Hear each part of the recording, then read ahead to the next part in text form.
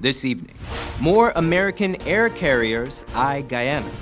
Local woman accuses police of misconduct in the region. In Jamaica, children's rights activist warns parents who attack children. And internationally, American schools begin arming teachers.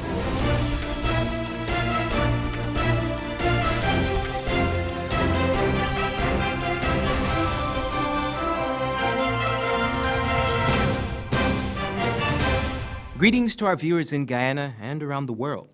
Today is Monday, December the 10th, 2018, and this edition of Headline News is now being streamed live on Facebook and YouTube. Thank you for joining us. We begin tonight's program with news of a fatal accident on the Ogle Public Road. 20-year-old Jason Harris and 18-year-old Rameshwar Singh, both of Cummings Lodge, were killed when a vehicle collided with their motorcycle on Saturday evening. According to police, around 10:55, the vehicle was proceeding along the northern carriageway of the road. As the vehicle was turning onto the Ogle Access Road, the motorcycle, which was proceeding west along the Access Road, slammed into the front of the vehicle. Harris, the driver of the motorcycle, was taken to the Georgetown Public Hospital where he succumbed to his injuries the following day, while the passenger, Rameshwar, died at the scene. A breathalyzer test was conducted on the vehicle driver and found no alcohol in his system. However, he is currently in police custody and is assisting with the investigation. American air carriers' interest in the local market is at an all-time high following news of another airline's intention to begin scheduled flights in Guyana. Here's more in this report. Another American air carrier has expressed interest in entering the Guyanese market, the latest of which is the U.S.-based carrier Eastern Airlines. The North Carolina-based airline is in the final stages of being granted approval to begin a scheduled service between Georgetown and New York City. Eastern Airlines is expected to begin its scheduled operations with one weekly flight. In a release published in the Sunday newspapers, the Guyana Civil Aviation Authority announced that the airline is seeking a 3-year license to operate in Guyana. The notice further states that persons have up to December 21, 2018 to voice any objections or to make any representation for the airline's application. This will not be the first time the airline has flown to Guyana, as they had previously operated chartered services between Georgetown and New York. However, that service was discontinued in 2017. The announcement of Eastern Airlines' returns follows news of another American carrier eyeing the Guyanese aviation market. On Thursday, United Airways expressed interest in operating flights between the two countries. Officials of United Airways are expected to arrive in Guyana to begin talks with the government soon. However, it should be noted that this news follows the establishment of American Airlines' scheduled service between Georgetown and Miami that began last month. This past Friday, the High Court released 32-year-old businessman Abdul Imran Khan on $700,000 bail. Khan of Austin Street, Campbellville, is accused of the attempted murder of Romario Baljeet outside of the Palm Court nightclub. He was ordered by the High Court to stay away from the victim, his relatives, and witnesses in the case. Special Prosecutor Lachmi Rahmat had informed the court while he was on remand, Khan's relatives called the victim's father to drop the matter. Additionally, a male relative of the defendant went to the victim's home to settle the matter. Khan's case was adjourned until January the 28th, 2019. Don't go away. Coming up after the break. Local woman accuses police of misconduct. But first, here are today's foreign currency exchange rates.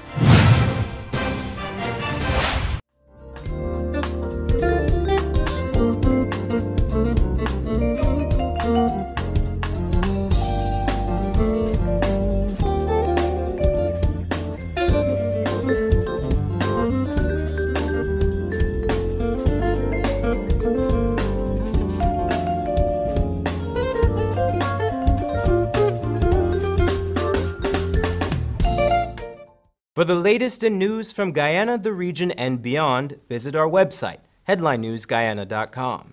Shop at John Lewis Styles in December and you could win one Amazon tablet or smartwatch every day. And that's not all. 4 persons will win $1 million to spend in the store. Just imagine, $1 million to spend on clothing, footwear, watches, fragrances, handbags, luggage, and accessories. Enter to win with every $5,000 you spend. So shop now to win one tablet or smartwatch every day and $1 million to spend in the store. John Lewis Styles, simply different.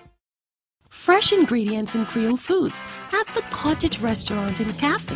Finger-licking boil and fry, meats cooked to perfection. No MSG added. We cater for vegetarians too. Breakfast and lunch available fresh Mondays through Fridays. We open 7 a.m. Get coffee, Milo, or our famous power porridge, filled with a blend of indigenous barks, natural fruit juices. Catering services and delivery available. Call 231-4343. Located at 16 Access Road, Kingston. The Cottage Restaurant and Cafe, bringing back the good old days. Christmas big, plus size big things big, we gone big, yeah. It's GTT Christmas, Merry plus size Christmas, Christmas big, plus size big things big, we gone big, yeah. It's GTT Christmas, Merry plus size Christmas, yeah. We giving you, yeah. We giving you. It's GTT Christmas, Merry plus size Christmas, yeah. We giving you, yeah. We giving you. It's GTT Christmas, Merry plus size Christmas. Ho, ho, ho! It's the GTT Plus Size Christmas. There's always more to love with GTT. Terms and conditions apply. See gtt.co.gy for details. To find all your beauty and hair care products, visit the newly constructed American Home and Beauty Center, located at Robb and Wellington Streets. We have a wide variety of beauty products, including cosmetics, perfume sets, hair extensions, hair care products, costume jewelry, accessories, and many more. Check us out on Facebook at American Home and Beauty Center or call us on 226-4179. And remember to visit us at our mega location at Robb and Wellington Streets, across from CNS Channel 6. Apostle Wade Ridley, the founder of Restoration and Life Ministries, invites you to our annual Christmas concert on Friday, December the 14th at 6 p.m. Admission is free. It's an event for the whole family with special guests Apostle Sean Sobers and Sister Alyssa Vandiar. Come and be blessed by the Restoration and Life Ministries worship team, praise dancers, and so much more. It's the Restoration and Life Ministries annual Christmas concert, taking place at our sanctuary, located at 3864 Caneview Avenue, South Rhineville Gardens, between David Rose and Greenheart Streets. All are welcome. Real FM. 93.1 Real FM. It's your favorite station for the best music from then to now. 'Cause girls like you run around with guys like me to sides. Waste your day and spend the night. Me, are you riding? Say you never ever leave from beside us. Simple things, them are your blessings, a blessing. Simple things are your. Every day, all day for real music, real people, and real vibes. Come on! 93.1 Real FM. Real FM. The people's choice.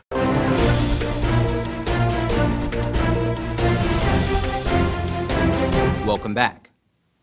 Police are seeking the public's assistance in locating the driver of a white Toyota Hiace Pitbull minibus who was allegedly involved in a fatal accident over the weekend.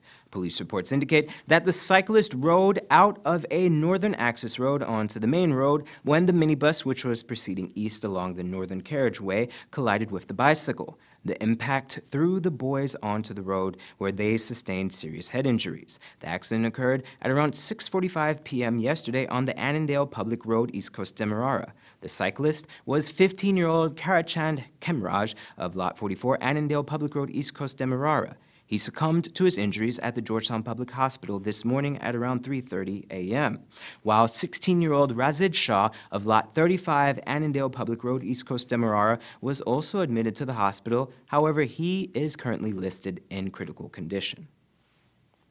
A nurse attached to the Georgetown Public Hospital has claimed to have been unfairly treated by the police. She alleges that officers with the Kitty Police Station ransacked her home, took her money, had a male rank strip search her, and carried her before the courts on a fraud charge. Esther Sobers spoke to the aggrieved woman, who is now seeking justice, and filed this report. Anyway, Gillian Forshey, a nurse attached to the Georgetown Public Hospital, is claiming that police officers at the Kitty Police Station conducted an unwarranted search at her Sophia apartment 2 weeks ago. According to the nurse, officers came to her home in search of her husband, whom they accused of money laundering. However, after being told that her husband is in the interior, the male officers allegedly decided to strip search her while ransacking her home. In a little bag what I had in there, he take out my husband's passport, he opened it, he was like, this is the husband. He put it, he had on a short jack, he stick it in the pocket, and my passport was there, so he stick it in the pocket. When they done with there, they come in this room here. When they come in this room, they check, well, my husband's nephew, he's go to school, so he checking the child's school bag, and the inside the computer bag, and things, he lift up the mattress, and things like that. When they done, they come out, and right where we meet up, right where I meet them, we gone back right there. We stand up there, Harvey stand there. Harvey said, no, strip search me. They strip search me. Harvey said, take off your clothes, we would like to strip search you. So all by then I confusing, so right? I pulled down my jeans like to kneel height. Harvey, pat. Well, I had on a big top, I raised up the top, and he pat. Anyway, he find $500, $5,000, plain $5,000 in the jeans. He put it in his pocket. During the police search, Forshey alleges that the officers took over $500,000 from her home, the most of which was to be used to buy building materials. Laros find 500 USD. He find it behind the box I got there and thing. Then when he bust the Laros again, when he bust the baby drawer, the small drawer, he find 100,000 Guyana dollars and $5,000. He lift up the Chinese food, the black bag, and he see the 400,000 Guyana dollars. Remember, mind you, I said I just came home. I went out. My family, we building a house in Bartica since 2010. This house building. My mother have 6 children. We come together whole year and see what we could do, like for buying materials and things like that. So they send down the money now with a female that was coming down. They send down the money for me to collect it, and my 100,000 I had I put together, and I was supposed to go to Purica the Friday for buy PVC pipe and bathroom and toilet materials and things for send it up. In a strange twist, the nurse was taken to the Kitty Police Station, where she spent 2 days in the lockups. She was then summoned to court after the officers told her that she was accused of fraud along with a family friend, Campton Beckles, also known as Punkin. The court accused the duo of taking $2.5 million with intent to defraud from Shahid Ali by falsely pretending that they were in the position to sell him a BMW, a claim which the nurse states that she has no knowledge of. Right there in the court, other matters reading out and things like that, still sit down, still thinking money laundering. The matter read out now. Something but Ali fraud 2.5 million for BMW because me father is BM sold, you know, or me husband must be BM sold. I take money for 2 point something million from some Ali for promise him to give him a BMW, something like that was the reading out. Anyway, the magistrate say bring Mr. Ali. As I sit in here, you hear what I tell you? As I sit in here, when I see the Mr. Ali, I have never before see Mr. Ali in my life. You hear what I tell you? As I sit in here today, never see Mr. Ali in my life. That was the first and the last time, because when I come out of court, I didn't see him. I didn't see back the Mr. Ali that they're talking about. Despite trying to claim her innocence in the fraud matter, she's concerned about the money that was taken by the police from her home, as she is of the opinion that the money was not lodged in the police records, but rather in their pockets. Rose and Harvey, they're in the CID room, but I'm not familiar with the place now because I was there a couple days. Anyway, they're in the CID room. And then he come out to me, Harvey come out to me and he say, come inside. I gone inside and he count the money. And he said we have to lodge this money. And we can have to record it in sequence. That's the word he used. He says sequence. We can write it in sequence. And La Rose calling and Harvey writing on a page. And then he said, he asked me, where you get this money from? Just like how I explained to you, how I get this money. Just like I explained to you. Nonetheless, Forshay was released on $60,000 bail, and she's scheduled to make her next court appearance January 25th, 2019. Whilst awaiting her next court date, Forshay hopes that the police complaint authorities will investigate her matter, and the Guyana police force will put proper sanctions in place when police conduct searches on private residents. For Channel 2 Headline News, Esther Sobers. Thanks, Esther. Region 10 has been allocated $3.9 billion in the 2019 budget, an increase of over $500 million from last year, with an emphasis on increasing agriculture production as part of becoming more self-sufficient.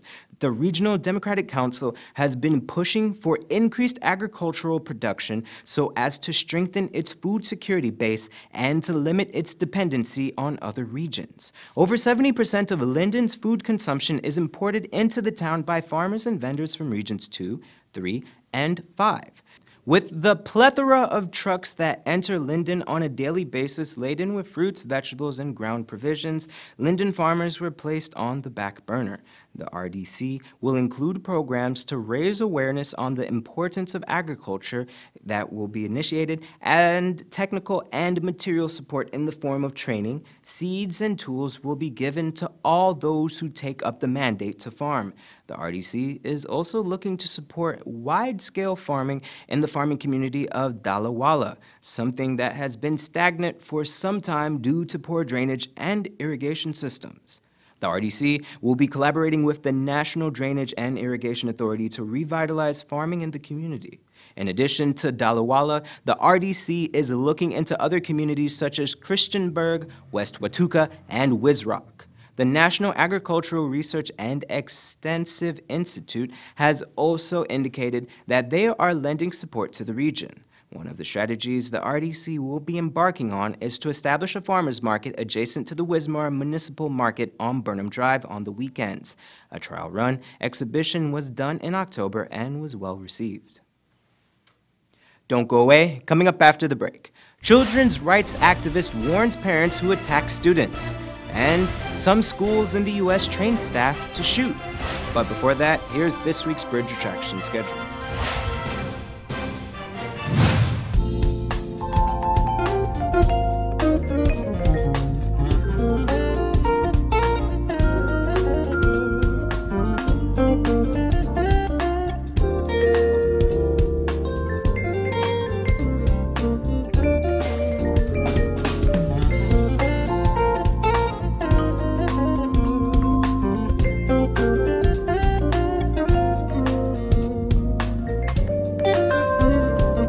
Christmas big, plus size big things big, we gone big, yeah. It's GTT Christmas, Merry plus size Christmas, Christmas big, plus size big things big, we gone big, yeah. It's GTT Christmas, Merry plus size Christmas, yeah. We giving you, yeah. We giving you.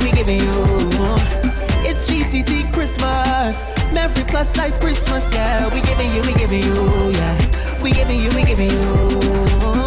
GTT Christmas, Merry plus size Christmas. Ho, ho, ho! It's the GTT plus size Christmas. There's always more to love with GTT. Terms and conditions apply. See gtt.co.gy for details. Real FM 93.1 Real FM. It's your favorite station for the best music from then to now. 'Cause girls like you run around with guys like me to sides. Waste the day and spend the night. me? Are you riding? Say you never ever leave from beside us. Simple things, them are your blessings, a blessing. Simple things are your... Every day, all day for real music, real people, and real vibes. Come on! 93.1 Real FM. Real FM. The people's choice. Fresh ingredients and Creole foods at the Cottage Restaurant and Cafe. Finger licking, boil and fry. Meats cooked to perfection. No MSG added. We cater for vegetarians too. Breakfast and lunch available fresh Mondays through Fridays. We open 7 a.m. Get coffee, Milo, or our famous power porridge filled with a blend of indigenous barks, natural fruit juices. Catering services and delivery available. Call 231-4343. Located at 16 Access Road, Kingston. The Cottage Restaurant and Cafe, bringing back the good old days. Apostle Wade Ridley, the founder of Restoration and Life Ministries, invites you to our annual Christmas concert on Friday, December the 14th at 6 p.m. Admission is free. It's an event for the whole family with special guests Apostle Sean Sobers and Sister Alyssa Vandiar. Come and be blessed by the Restoration and Life Ministries worship team, praise dancers, and so much more. It's the Restoration and Life Ministries annual Christmas concert, taking place at our sanctuary, located at 3864 Caneview Avenue, South Rhineville Gardens, between David Rose and Greenheart Streets. All are welcome. For all your beauty and hair care products, look no further. Visit American Home and Beauty Center, 72 Rob and Wellington Streets, Georgetown, opposite CNS Channel 6. We have in stock a wide variety of brand name beauty products, cosmetics, perfume sets, hair extensions, hair accessories, costume jewelry, and much more. Come and shop in a spacious and comfortable environment with affordable prices and great customer service. American Home and Beauty Center is your one-stop shop. Telephone 226-1497. Opening hours Monday through Saturday, 8 a.m. to 6 p.m. Close on Friday between 12:30 and 1:30 p.m. Shop at John Lewis Styles in December and you could win one Amazon tablet or smartwatch every day. And that's not all. 4 persons will win $1 million to spend in the store. Just imagine, $1 million to spend on clothing, footwear, watches, fragrances, handbags, luggage, and accessories. Enter to win with every $5,000 you spend. So shop now to win one tablet or smartwatch every day and $1 million to spend in the store. John Lewis Styles. Simply different.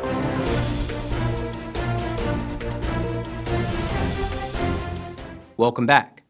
Now we take a look at news from the region. Jamaican child rights activist warns parents against attacking students who bully their children. TVJ Primetime News has more. Children's advocate Diane Gordon Harrison has issued a warning to parents who attack students or other children supposedly in retaliation for incidents involving their own children. This follows the recent circulation of a video on social media in which a parent is seen fighting with a student. The details in this report.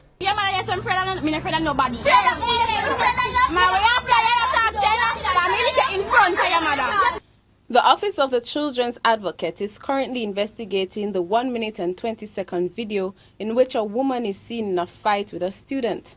The video, which has been making rounds on social media, shows 2 women confronting a group of girls in uniform. One woman questions the students about a previous altercation between her daughter and one of the girls when it turned into a fight. Children's advocate Diane Gordon Harrison says her office is taking steps to identify the woman and child involved in the video. My team and I have been in discussion about it since Saturday morning when it first came to our attention, and so far there have been just about 2 leads in terms of identifying the particular school.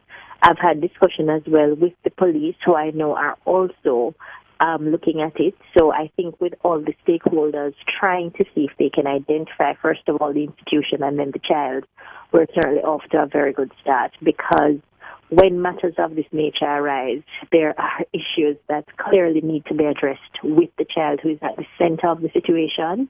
Mrs. Gordon Harrison says the video sadly reflects a common practice in Jamaica. However, she is warning parents to desist from taking matters into their own hands. She says parents should instead follow the appropriate channels to resolve issues involving their children, as there are legal implications that may arise from such actions. First of all, there's the issue of adults to a minor. Already there is presumed to be a disproportionate distribution of power, whereby you have an adult who is in a confrontation with a child. So that never sounds good. The other issue is that depending on what happens in that confrontation, the adult could be, liable for assault charges, because if there is a physical injury, then that is something that comes at play. There's also the whole issue of cruelty to a child, whereby there is undue harm that is done. Sandy Williams, TVJ News. And in international news, a number of schools in the U.S. are opting to train staff to carry a concealed weapon in the classroom. BBC News brings us that story.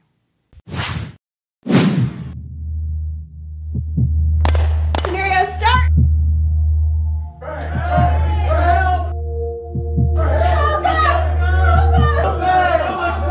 The teacher would have shot the hell out of him before he knew what happened. The only thing that stops a bad guy with a gun is a good guy with a gun.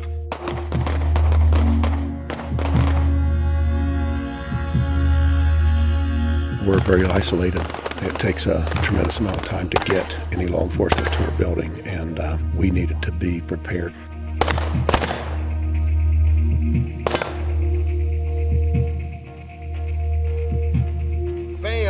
I need to follow him to the ground and continue to drive into him, striking him. It's pretty tough to think that if this is something inside your own building, it might be a kid that you know, or it might be a kid that you see every day. To make that call was a pretty tough feeling.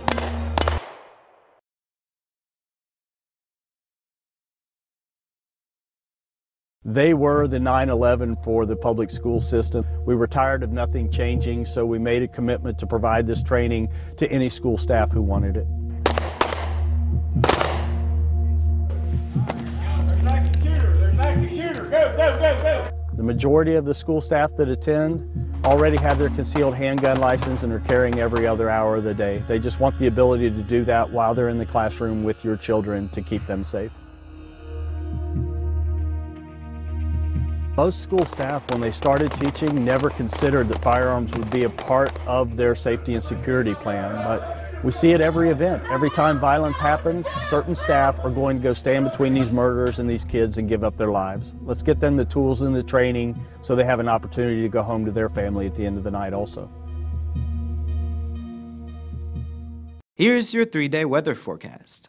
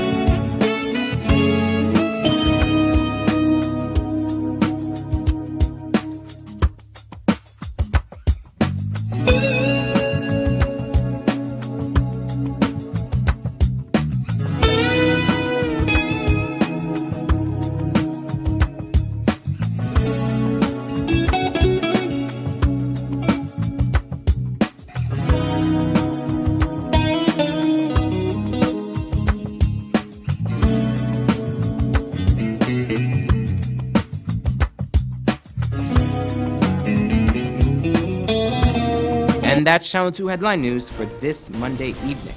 As we take our leave, we invite you to find Channel 2 Headline News on Facebook, YouTube, and our website, headlinenewsguyana.com. You can also tune in 6:30 tomorrow morning for a rebroadcast and Tuesday evening at 7 o'clock for more news. For now, I'm George Gonzalez, signing out from the Your Newscast saying thank you for welcoming us into your home and do have a blessed evening.